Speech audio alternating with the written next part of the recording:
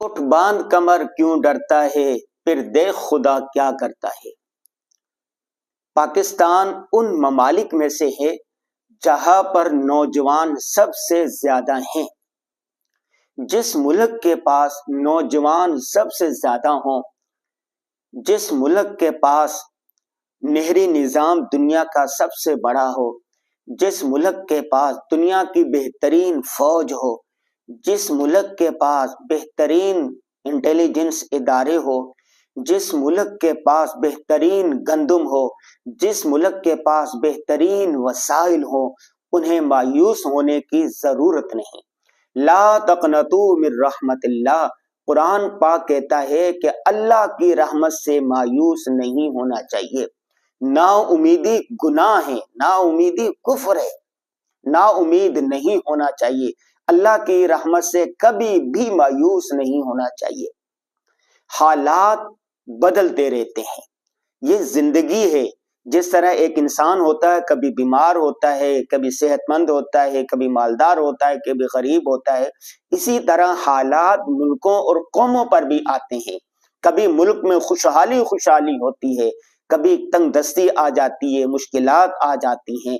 تو جب خوشحالی، جیسے ایک ماں ہوتی ہے نا، ماں جب کسی وقت تندرست ہوتی ہے، ٹھیک ٹھاک ہوتی ہے، تو آپ بچے ان کے پاس رہیں، لیکن جب ماں بیمار ہو جائے تو اس کا مطلب یہ نہیں ہوتا کہ آپ لوگ وہاں سے بھاگ جائیں۔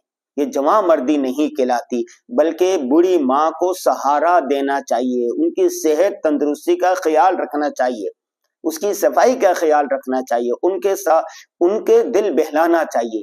اس وقت پاکستان اگر مشکلات کا شکار ہے، معاشی مشکلات ہیں، سیاسی مشکلات ہے، اقتصادی مشکلات ہے، ایک افراتفری ہے، حکومت نہیں ہے، نظام معیشت چل نہیں رہا، اور قرض پر پورا ملک چل رہا، قرضے گردن تک قرضے کی دلدل میں دھسا ہوا ہے، تو اس کا مطلب یہ نہیں ہے کہ آپ پاکستان کو چھوڑ کر چلے جائیں۔ گزشتہ دنوں میں نے ایک روزنامہ جنگ میں رپورٹ پڑھی، اس میں لکھا تھا کہ ایک سال میں 9 لاکھ سے زائد نوجوان پاکستان چھوڑ کے دوسرے ملکوں میں چڑھے گئے ہیں، اور یہ وہ 9 لاکھ ہیں جو پڑھے لکھے ہیں، وہ روزگار کے لیے گئے ہیں۔ ٹھیک ہے، اگر آپ کو اچھا روزگار ملتا ہے تو وہاں پر چلے جائیں، لیکن اپنی ماں کو، ماں دھرتی کو، اپنے ملک کو، اپنے پاکستان کو برا بھلا مت کہیں۔ ٹھیک ہے، حکمرانوں کی پالیسیوں سے اختلاف کریں، اس پر تنقید کریں، لیکن یہ کہاں کی عقل مندی ہے کہ آپ ریاست کے خلاف ہو جائیں، آپ ملک کے خلاف ہو جائیں، آپ ملک کے خلاف زہر اگلنے لگ جائیں۔ نہیں، ایسا نہیں ہونا چاہیے۔ پاکستان ریاست مدینہ کے بعد اللہ رسول کے نام پر بننے والی ریاست ہے۔ پاکستان کو اور ریاست مدینہ کو کئی مماثلتیں ہیں۔ ان مماثلتوں میں ایک یہ ہے کہ جیسے رسول اللہ صلی اللہ علیہ وسلم نے مکہ سے مدینہ کی طرف ہجرت کی، اسی طرح مسلمانوں نے ہندوستان سے پاکستان کی طرف ہجرت کی۔ جس طرح رمضان میں ریاست مدینہ قائم ہوئی تھی، اسی طرح 27 رمضان کو پاکستان قائم ہوا۔ جس طرح وہاں پر مشکلات تھی، یہاں پر بھی مشکلات ہیں، لیکن یہ پاکستان اور ریاست، یہ پھول اور ریاست پاکستان اور ریاست مدینہ یہ پھول اور خوشبو کی طرح ہیں۔ جس طرح پھول کو خوشبو سے الگ نہیں کیا جا سکتا، اسی طرح پاکستان کو ریاست مدینہ سے الگ نہیں کیا جا سکتا۔ جب رسول اللہ صلی اللہ علیہ وسلم نے ریاست مدینہ بنائی تو وہاں پر یہودیوں کے معیشت کا غلبہ تھا، لیکن رسول اللہ صلی اللہ علیہ وسلم نے ایسی حکمت عملی اپنائی، 5 سال کے اندر مسلمان بڑے بڑے تاجر بن گئے، اور مدینہ پر جو یہودی معیشت کا ایک کنٹرول اور قبضہ تھا وہ بالکل ختم ہو گیا اور ٹوٹ گیا۔ اس وقت پوری دنیا کی جو ملٹی نیشنل کمپنیاں ہیں وہ یہودیوں کے قبضے میں ہیں۔ پاکستان پر ایک سودی نظام مسلط ہے، لیکن مایوس ہونے والی بات نہیں ہے۔ اگر ہم اسلامی نظام معیشت اور تجارت کو لے کر آگے بڑھیں، 5 سالہ 10 سالہ منصوبہ اپنائیں، تو پاکستان یہ جو دلدل میں پھنسا ہوا ہے اس سے نکل آئے گا۔ اندری حالات 4 کام کرنے کے ہیں۔ پہلی بات یہ ہے کہ نوجوانوں کو مایوس نہیں ہونا چاہیے، مایوس نہیں ہونا چاہیے، امید رکھنی چاہیے۔ ہر حال میں، جس حال میں جینا مشکل ہو اس حال میں جینا لازم ہے۔ معیشت کا پہیہ نہیں چل رہا، چل پڑے گا، انشاءاللہ چل پڑے گا۔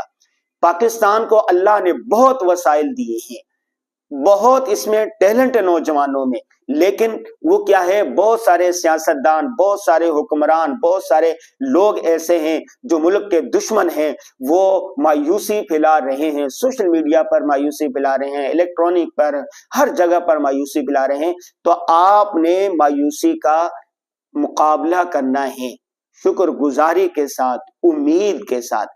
آپ یاد رکھیں رسول اللہ صلی اللہ علیہ وسلم نے جب یمن کے گورنر بنا کر بھیجا تھا حضرت معاذ کو اور ابو موسیٰ اشعری کو، تو رسول اللہ صلی اللہ علیہ وسلم نے انہیں دو نصیحتیں کی تھی۔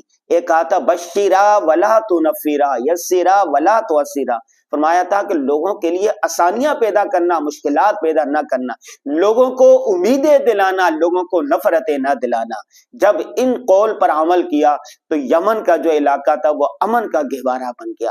آج ضرورت اس بات کی ہے کہ ہم نوجوانوں کو، ہم قوم کو خوشخبریاں دیں، اچھائیاں بیان کریں، برائیاں بیان نہ کریں، ایسے کام نہ کریں جو نفرت کا باعث بن رہے ہیں، ایسا پیغام دے جو محبت ہو آپس میں۔ تو آج آپ اوپر سے لے کے نیچے تک دے رہے ہیں، ہر طبقہ دوسرے سے دستوں گریبان ہیں، سیاسی جماعتوں کے کارکن ریاستی اداروں کے ساتھ دستوں گریبان ہیں، پولیس اور عوام میں احتجاج ہو رہا ہے، وہ ایک دوسرے کے گریبان پکڑ رہے ہیں، ایک دوسرے کے ایسا لگتا ہے جیسے جانی دشمن ہے۔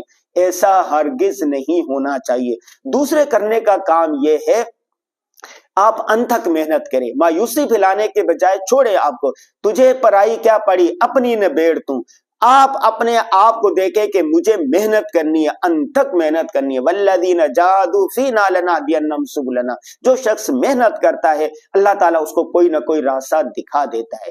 تیسرا کام کرنے کا یہ ہے کہ آپ صبر اور تحمل سے کام لیں، چھوٹی چھوٹی بات پر مشتعل نہ ہو جائیں، چھوٹی چھوٹی باتوں پر لڑائی جھگڑا نہ کریں، آپ صبر اور تحمل رہیں، صبر کا دامن تھامے رکھیں، یہ مشکلات حل ہو جائیں گی، یہ مشکلات آسانیوں میں بدل جائیں گی۔ چوتھی بات یہ ہے کہ اللہ تبارک و تعالیٰ سے دعا مانگتے رہیں، اللہ ہی مسبب الاسباب ہے، دعاؤں کہتے ہیں نا، دعاؤں کی برکت سے تقدیریں بھی ٹل جاتی ہیں۔ تو آپ نے ہر وقت وَاسْتَعِینُوا بِالصَّبْرِ وَالصَّلَاةِ، نماز پڑھ کر دعا مانگ کر اللہ سے مدد طلب کرنی ہے اور صبر کے ساتھ۔ اگر ہم ان چار باتوں پر عمل کر لیں تو انشاءاللہ پاکستان کے جتنے مسائل ہیں وہ بہت جلد حل ہو جائیں گے۔